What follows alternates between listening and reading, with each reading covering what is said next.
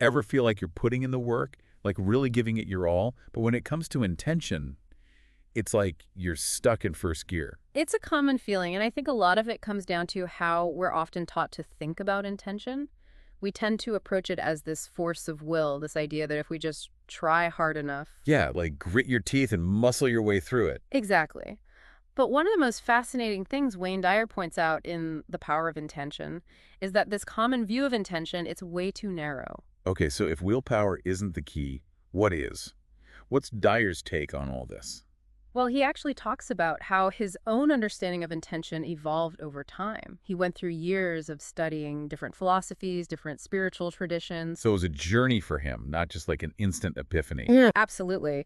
That there was this one quote from Carlos Castaneda that he talks about. It was like a turning point for him.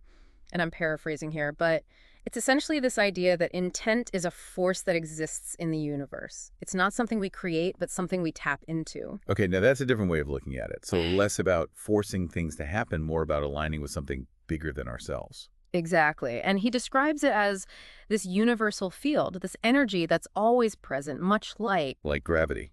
We can't see it, but we experience its effects constantly. Perfect analogy. It's not something we have to conjure up, it's already there. The question is, how do we connect with it? Right. Because if it's everywhere and always available, why does it sometimes feel so elusive? What's blocking us from tapping into this incredible power? Dyer would say the biggest obstacle is our own ego. Okay, when you say ego, what exactly do you mean? Because a lot of times we hear that word and we think of like someone being arrogant or self-centered. And that can be part of it, but Dyer's talking about something deeper. He's referring to that part of us that's driven by fear, by insecurity, by a sense of lack.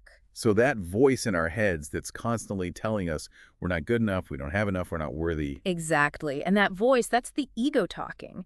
And it creates this separation between us and the universal field of intention. So how does that work? How does that disconnect actually happen?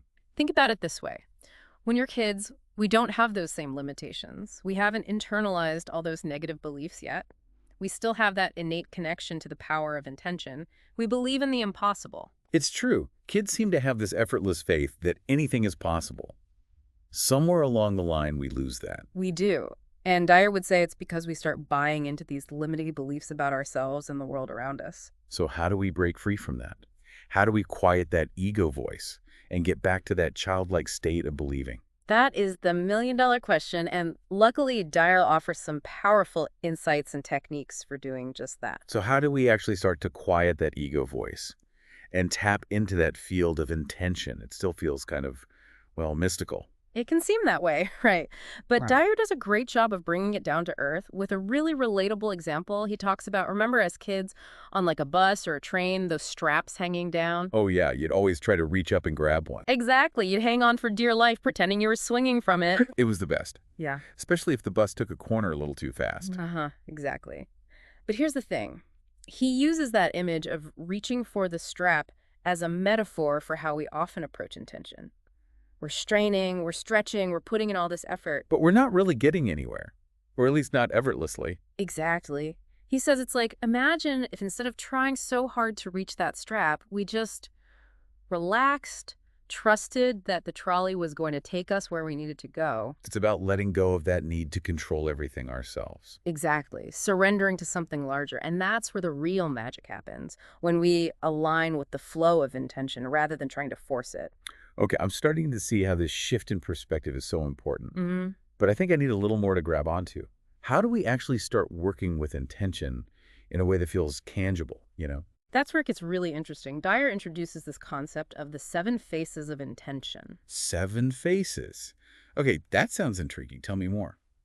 It's like, how do you describe something as vast and powerful as intention with just words, right? It's Right. almost beyond language. So he uses these faces as a way to help us connect with different aspects of it. Kind of like facets of a jewel, each reflecting a different color of light. I like that. And just like getting to know the different sides of someone's personality, exploring these faces can give us a much deeper understanding of how intention actually operates in our lives. Okay, I'm ready. Lay it on me. What's the first face of intention? The first face is creativity. Dyer argues that, at its very core, intention is creative. It's the force behind all creation, everything from, like, the birth of a star to the way a tiny seed knows how to become a flower.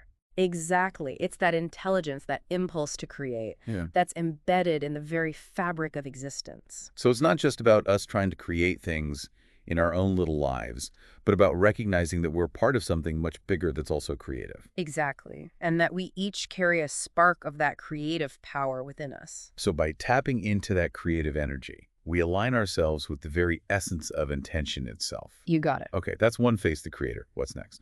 The second face is kindness. Now, this might seem a little unexpected, but Dyer argues that intention is inherently kind. Interesting. Because when we think about setting intentions, we often think about what we want to achieve for ourselves.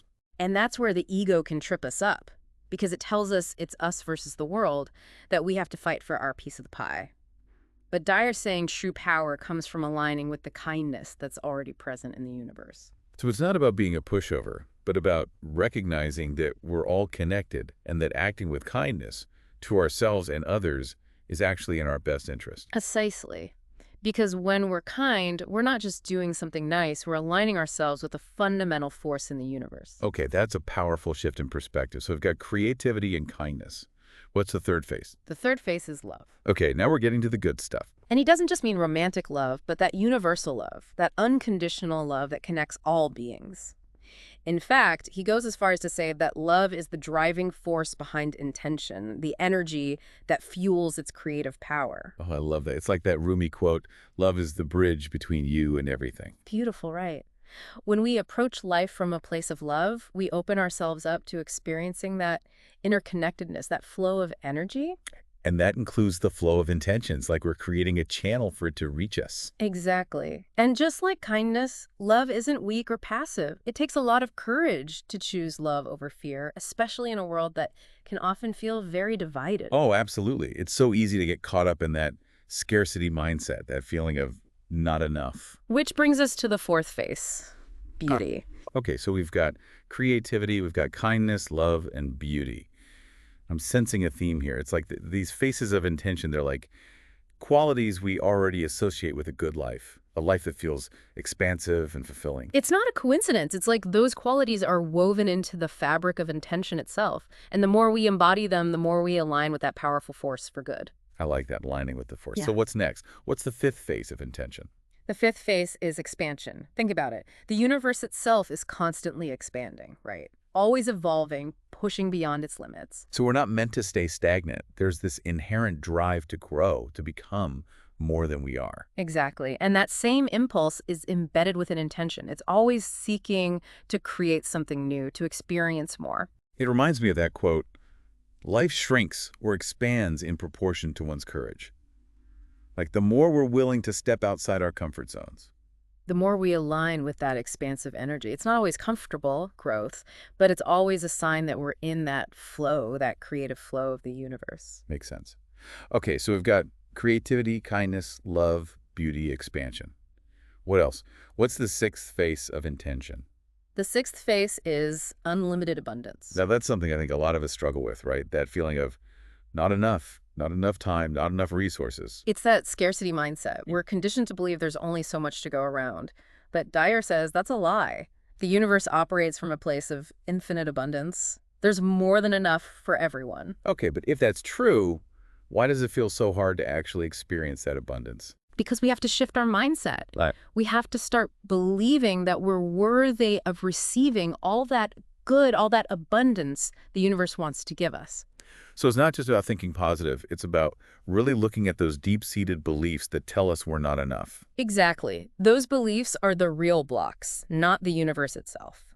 The universe is constantly conspiring to give us what we desire, but we have to get out of our own way. Okay, I'm ready to get out of my own way. Yes. What's the seventh phase? How do we do that? The seventh phase is receptivity. Receptivity. So it's not just about putting our intentions out there. It's about being open to receiving. Exactly. Intention isn't something we force, it's something we become receptive to. It's like, have you ever tried to force a flower to bloom? That never ends well. It goes against the natural order of things. But when we create the right conditions, the flower blooms effortlessly.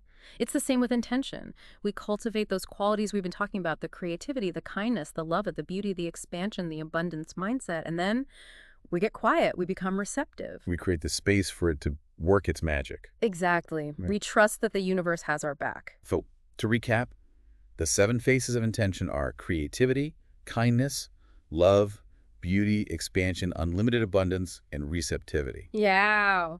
When you put it like that, it really paints a picture of not just what we want to create in our lives, but who we want to be in the process. And that's the key, isn't it? Because it's not just about manifesting material things, it's about aligning ourselves with a way of being that allows us to tap into a power far greater than ourselves. A power that's always there, waiting for us to connect with it. Well, I don't know about you, but I'm feeling pretty inspired to start putting these 7 faces into practice. Maybe it's time to dust off those old paintbrushes, or maybe just smile at a stranger today. Who knows what magic we can create when we start aligning with the power of intention? That's the spirit. The possibilities are truly limitless.